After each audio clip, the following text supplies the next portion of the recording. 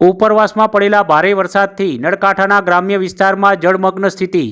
વિરમગામ પંથકમાં પડેલા 18 ઇંચથી વધુ વરસાદથી તાલુકા અને નળકાંઠાના ગ્રામ્ય વિસ્તારમાં જળબંબાકારની સ્થિતિ। વિરમગામ તાલુકા અને નળકાંઠા વિસ્તારમાં ખેતીના પાકને વ્યાપક નુકસાન। ઉપરવાસમાં પડેલા ભારે વરસાદને લીધે તાલુકાના થુલેટા ગામમાં પાસે આવેલા ચેકડેમ ઓવરફ્લો થઈને તૂટવા પામ્યો હતો।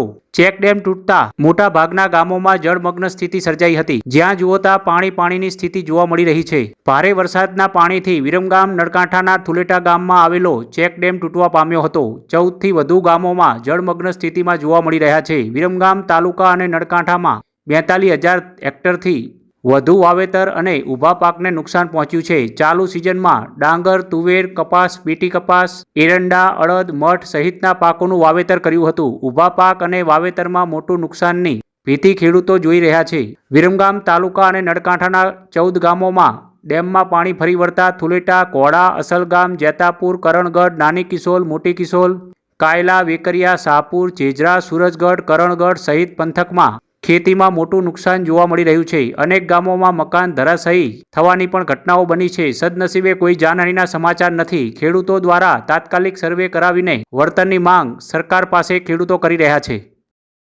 તરીકે રઘુભાઈ વિશાભાઈ કોળી પટેલ નિરીક્ષણ કરવા અમે આવ્યા છીએ એટલે જોઈ લો તમે આ અમારો બંધ આ બંધ અને આ કેરી આજે બંધ આ કેરી પેલો બંધ જોરો હા અને જોઈ લો આ બધું નિષ્ફળ ગયું હોય। ડાંગર જે તે અમે પોખેડ આવડી થઈ હતી, ડાંગર ઉપર પાણી ચડી ગયું હોય। આજે સખત 4 દિવસ થયા હોય કોઈ ડાંગર તો રહે નહીં, એરંડા નથી રહ્યા।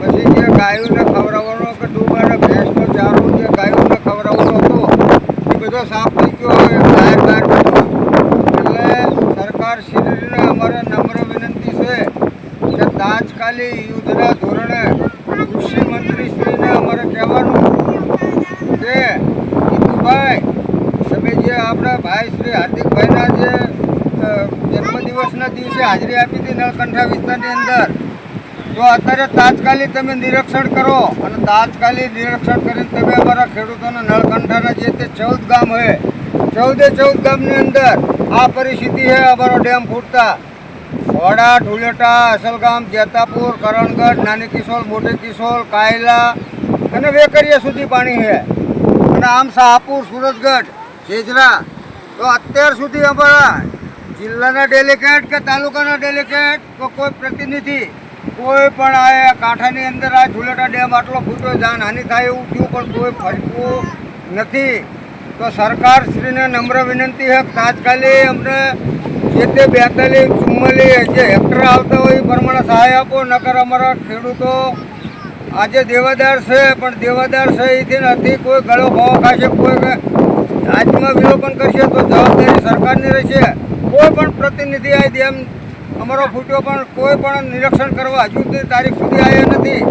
તો તાત્કાલિક આની સહાય આપો અને નિરીક્ષણ કરો અને પછી જે તે પાણી સમયે અમારે બાંધવાનું થાય ત્યારે સિંચાઈ વિભાગને હું કહું, સિંચાઈ મંત્રી તાત્કાલિક ગમે તે હિટાચી લાવીને અમારો બંધાવવાનું કરજો।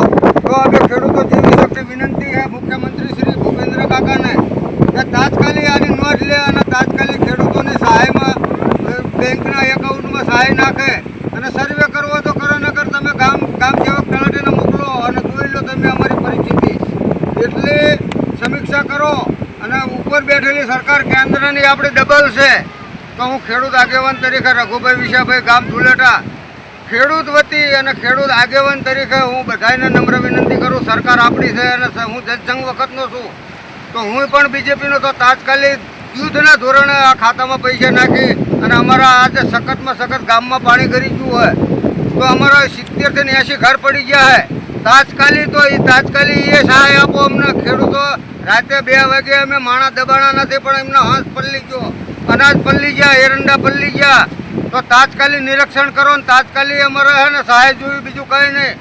સરકારશ્રીને એટલી ખેડૂત તરીકે આગેવાન તરીકે હું નમ્ર વિનંતી કરું।